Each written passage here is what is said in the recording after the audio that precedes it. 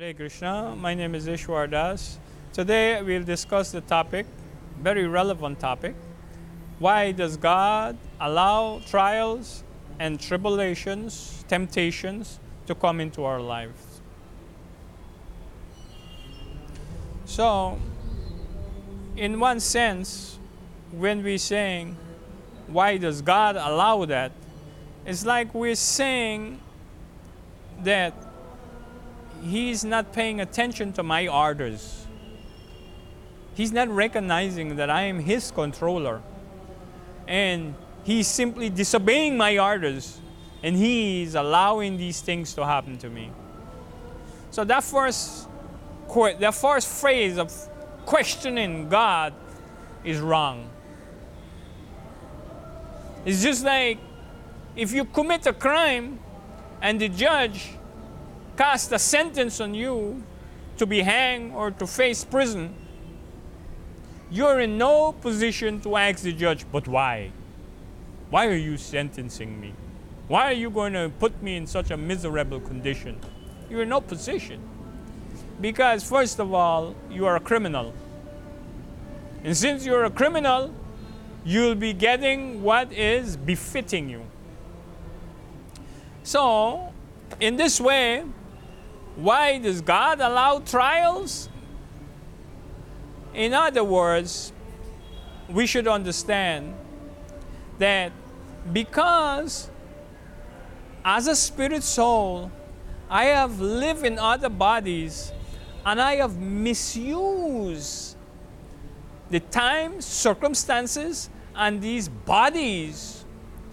And I have performed sinful activities simply for the enjoyment of the senses.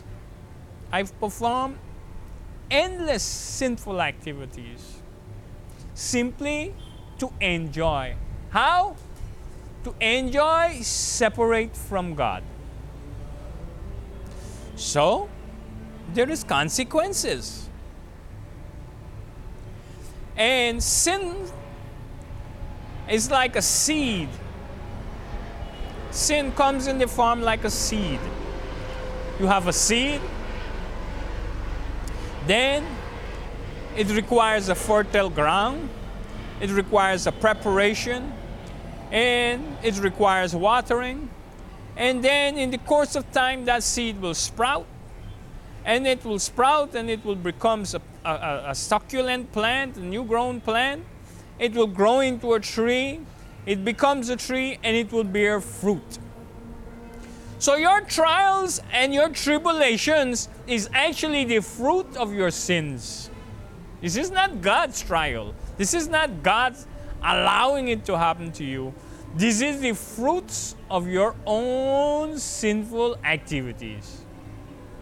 So I was asked this question once, that why, if I perform sinful activities in this life, why do I have to suffer for these sinful activities in a next life? So we have to understand that this body is a machine. So the soul uses this machine, the tools, to perform sinful activities. But the soul, he is eternal. He is the real person. He goes on to live.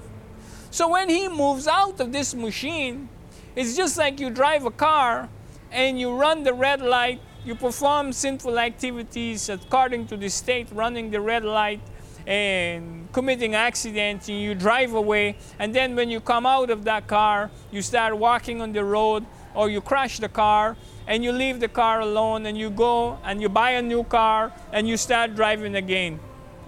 You are still subjected to the laws. And they will fine you, and they will put you in prison. They'll pass a sentence on you for whatever crime it is. You have drove the car, you crashed the car. We know cars today, they all have registration that is connected to the owner. So the body, is connected to the owner of the soul. So you commit sinful activities with this body now, those sinful activities become tagged on to the soul.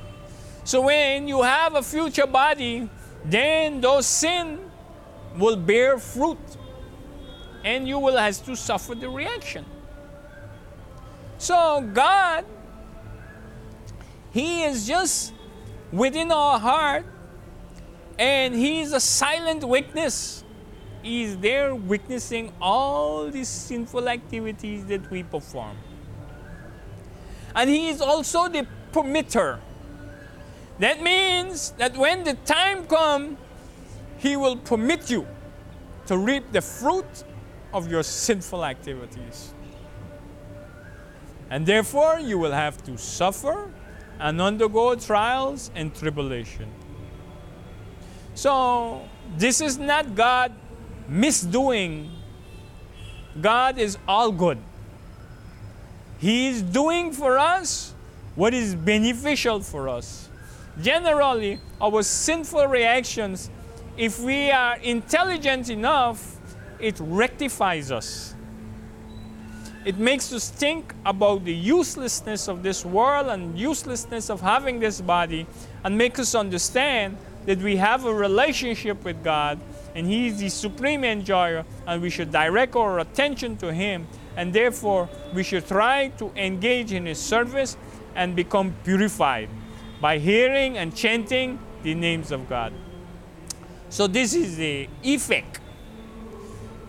Of course, the reactions of sinful activities in itself is not sufficient to make one God conscious.